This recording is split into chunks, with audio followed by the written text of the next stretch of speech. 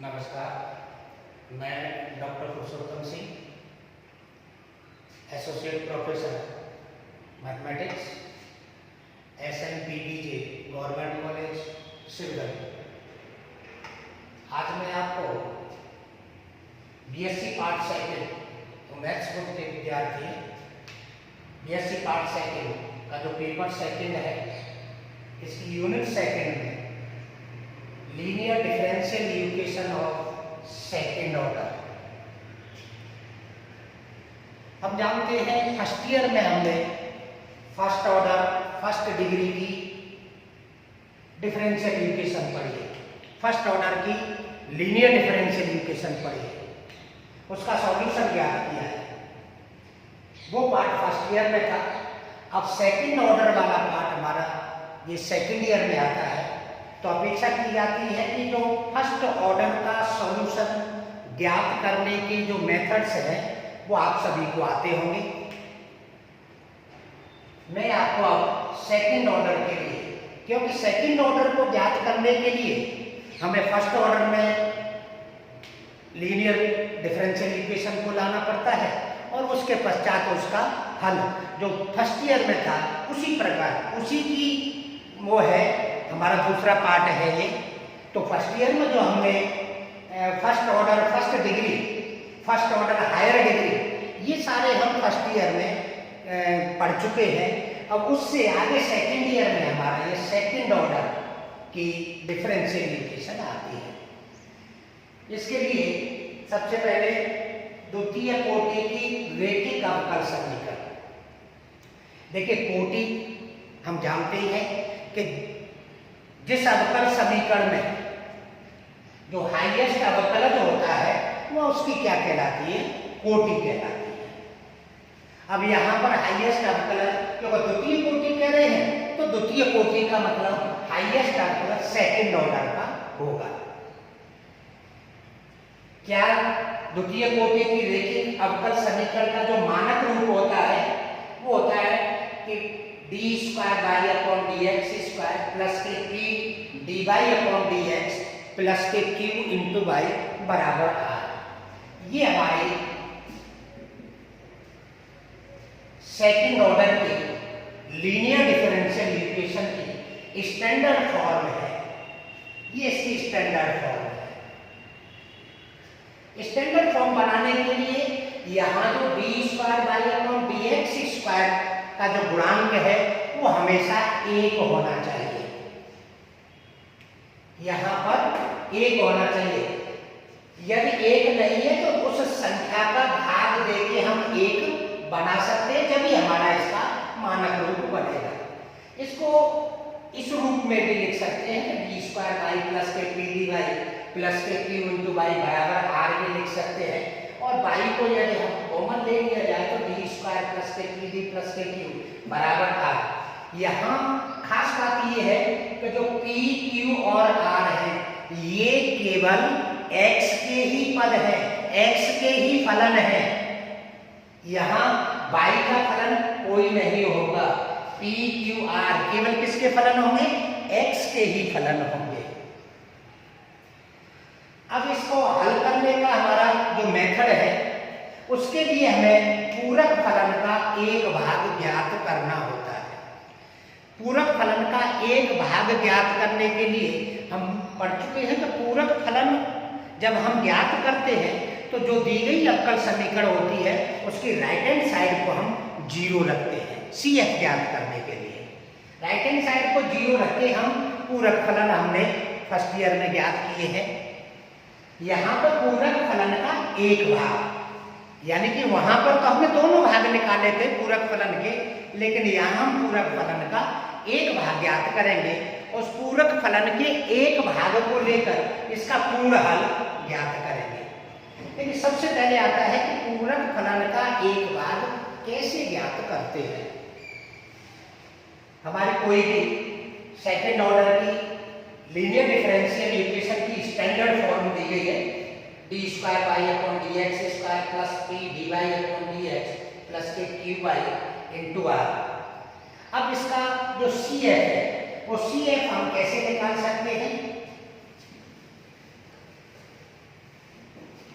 CF ज्ञात करने के लिए हमारे कुछ नियम हैं, उस नियमों के अनुसार हम CF ज्ञात करते हैं।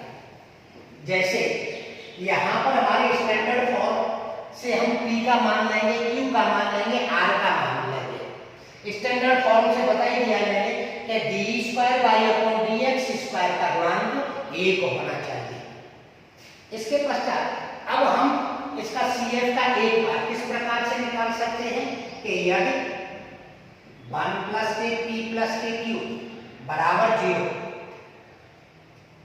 देखिए हमने 1 + p + q बराबर 0, तो यहाँ पर तो CF का एक बार यानी पूरक फलन का एक बार कितना होगा, y = e⁻x होगा।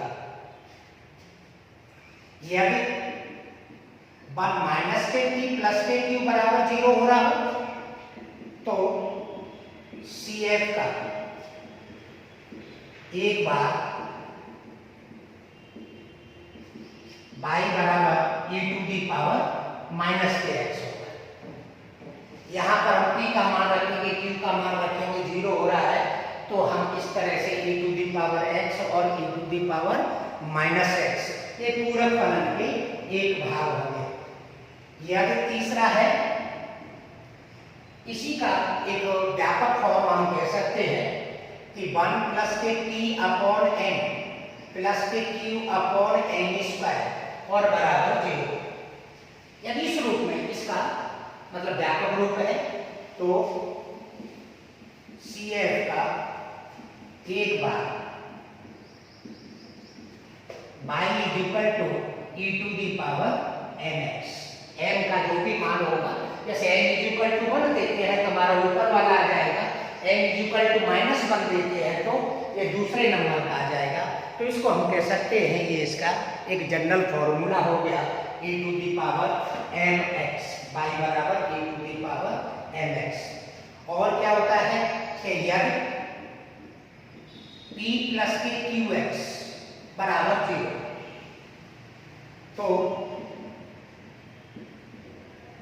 पूरक फलन का एक बार यानी CF का एक बार, CF क्या होगा, y बराबर x। इस तरह से हमने, और इसका भी एक जनरल फॉर्मूला है जिसमें m के मान देते चले जाएंगे तो हमारा वो e⁻x² इस तरह से आता चला जाएगा। यदि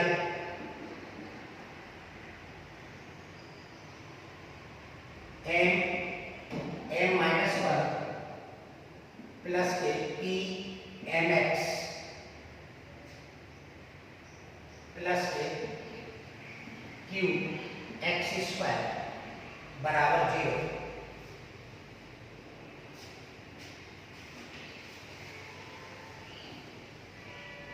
तो पूरक फलन का तो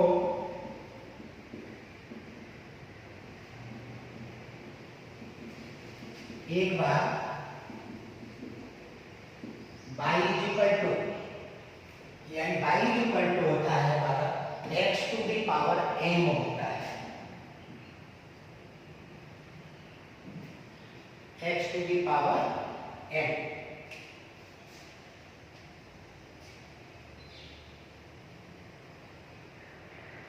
तो ये हमारा एक जनरल फॉर्मूला बन गया। तो यहाँ से हम ये पूरक फलन का एक भाग ज्ञात कर सकते हैं। तो ये पूरक फलन के हमारे नियम है। पूरक फलन हम पुराने मेथड से भी ज्ञात कर सकते हैं। कभी कभी पुराना मेथड हमारा था, जैसे हमने constant differential equation, linear differential with constant coefficient, तो वहां पर हमने राइट हैंड साइड को 0 रखते थे और CF ज्ञात करते थे। तो उस तरह से भी हम ज्ञात कर सकते हैं, लेकिन यहाँ पर ये कुछ नियम दिए गए हैं। अब इसका हल कैसे ज्ञात करते हैं कि हमारे सेकंड ऑर्डर की लीनियर डिफरेंशियल इक्वेशन दी गई है, तो उसका हल कैसे ज्ञात करेंगे, ये इसका मेन रूप है। यानी कि किस प्रकार से हम हल करते हैं। हल करने के लिए मैं थोड़ा वो बता दूं कि हमारे सेकंड ऑर्डर की डिफरेंशियल इक्वेशन है, तो सबसे पहले पूरक फलन का एक भाग ज्ञात करेंगे। पूरक फलन का एक भाग ज्ञात करने के पश्चात वो मान लेते हैं u है, तो पूर्ण हल हम u भी मानेंगे। पूर्ण हल u भी मान के y बराबर u भी मानेंगे, तो dy अपॉन dx निकालेंगे, D square y upon dx square निकालेंगे, और उसके पश्चात y का मान dy अपॉन dx का मान और D square y upon dx square का मान दी गई जो अवकल समीकरण का जो मानक रूप है उसमें हम रख देते हैं। रखने के पश्चात वो हमारी v और x में सेकंड ऑर्डर की डिफरेंशियल इक्वेशन आ जाती है। उस सेकंड ऑर्डर की डिफरेंशियल इक्वेशन को हम फर्स्ट ऑर्डर में कन्वर्ट करते हैं, और फर्स्ट ऑर्डर में कन्वर्ट करके फिर उसका हल ज्ञात करके v मान ज्ञात हो जाता है, और पूर्ण हल हमारा u इंटू v होता है। अब इसके बारे में द्वितीय कोटि की रैखिक अवकल समीकरण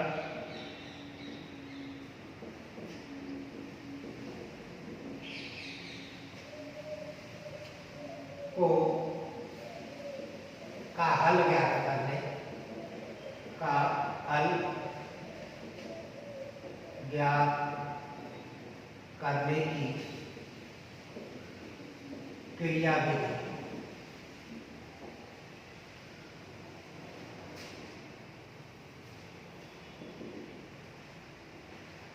सबसे पहले नंबर 1 जो हमारी दी गई अवकल समीकरण है उसको मानक रूप में रखते हैं।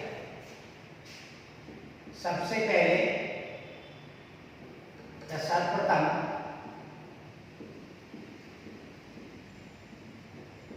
दी गई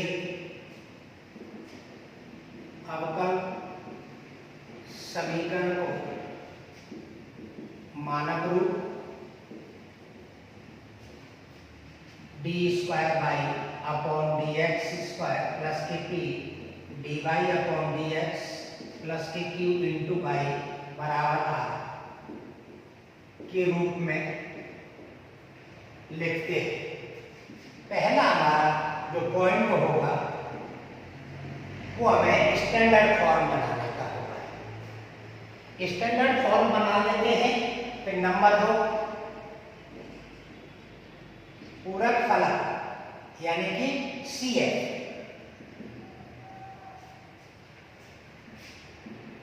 पूरक फलन का एक भाग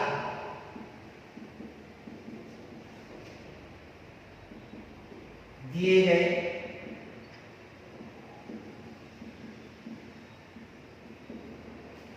नियमों से ज्ञात करते हैं।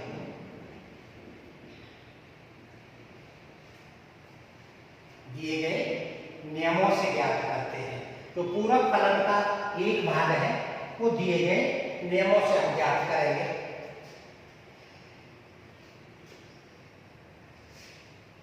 और वो पूरक फलन जो आएगा उसको हम क्या मानेंगे, u मानेंगे। तो पूरक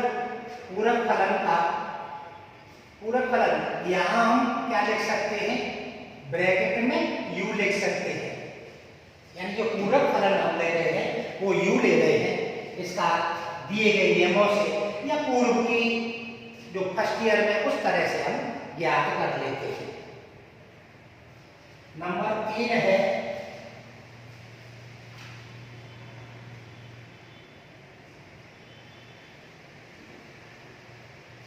और पूरक फलन के ज्ञात करने के लिए हम पहले से जानते हैं कि जो भी अवकल समीकरण होती है उसकी राइट हैंड साइड को 0 रख के हम ज्ञात करते हैं, जो कि पूर्व में भी हमने किए हैं। नंबर 3 जो आता है, इसे नेक्स्ट स्टेप जो आता है हमारा कि माना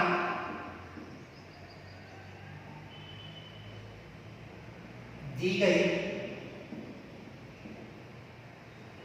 रैखिक अवकल समीकरण का पूरा y बराबर u इंटू बी y बराबर u इंटू बी है, ये हम पूर्ण हल मान लेते हैं। तो y बराबर u इंटू बी, फिर यहां से क्या करेंगे, तब dy अपॉन dx निकालेंगे तथा d square y upon dx square ज्ञात कर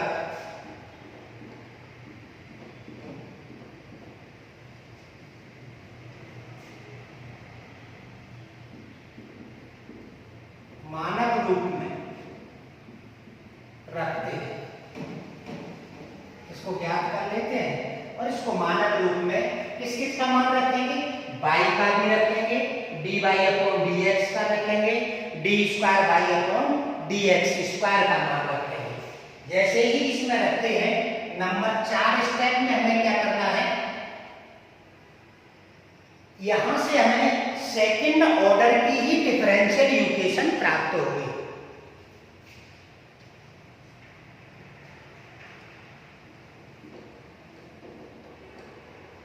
यहां से हमें द्वितीय कोटि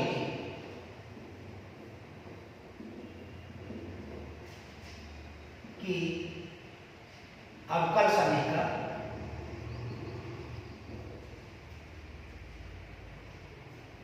जो कि किस किस में होगी, v तथा x में।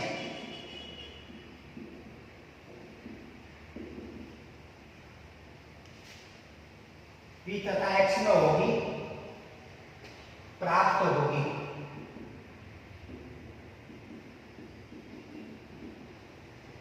सेकंड ऑर्डर की है, v और x में हो रही तो d square v upon dx square भी होगा, dv अपॉन dx भी होगा और v भी होगा। तो इस तरह से हमारी जो सेकंड ऑर्डर की हमारी डिफरेंशियल इक्वेशन v और x में, लेकिन सेकंड ऑर्डर की डिफरेंशियल इक्वेशन को हम हल नहीं कर सकते, तो इसको क्या करते हैं, हम फर्स्ट ऑर्डर में कन्वर्ट करते हैं। तो नंबर 5 है, इस द्वितीय कोटि की रेखिक अवकल समीकरण को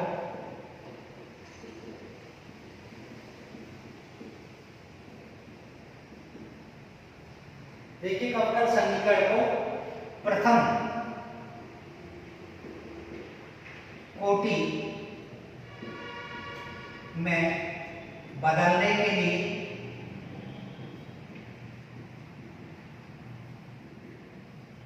dv अपॉन dx बराबर p तथा d square v upon dx square बराबर dt अपॉन dx। यहां से जो b square v upon dx square का मान है उसको हम रख देंगे dt अपॉन dx रख देंगे और dv अपॉन dx इसको p जैसे ही मानते हैं। तो ये जो हमारी सेकंड ऑर्डर की डिफरेंशियल इक्वेशन है वो फर्स्ट ऑर्डर में कन्वर्ट हो जाएगी। अब फर्स्ट ऑर्डर में कन्वर्ट हो जाएगी तो जो हमने फर्स्ट ईयर में फर्स्ट ऑर्डर फर्स्ट डिग्री की जो हमने पढ़ी है या फर्स्ट ऑर्डर की डिफरेंशियल इक्वेशन पढ़ी है, वहां से फिर हम इसका हल ज्ञात करेंगे। उसी तरह से हम इसका हल ज्ञात करेंगे जो हमने फर्स्ट ईयर में किया है।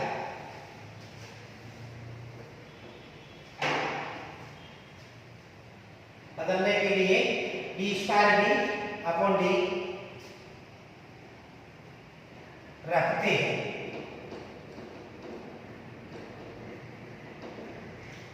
यानी जब भी हम इसको फर्स्ट ऑर्डर में बदलेंगे तो बदलने के लिए ये हमें सब्स्टिट्यूशन करना पड़ेगा एक तरह से।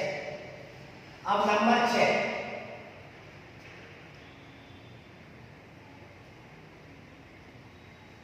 इस प्रथम कोटि की अवकल समीकरण को हल करके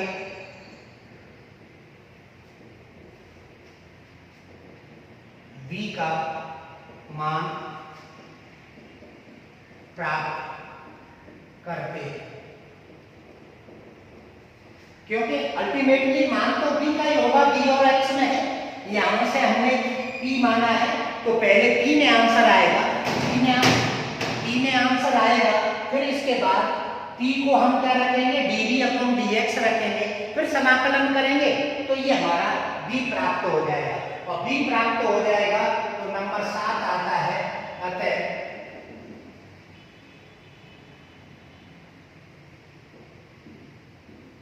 अवकल दी गई अवकल समीकरण का अभीष्ट हल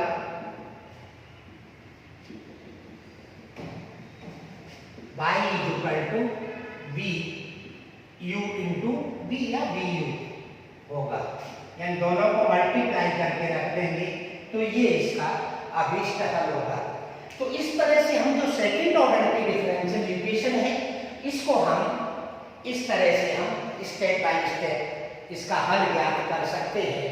और हल ज्ञात करने के लिए मैंने सारे स्टेप बाय स्टेप आपको ये मेथड बताया है।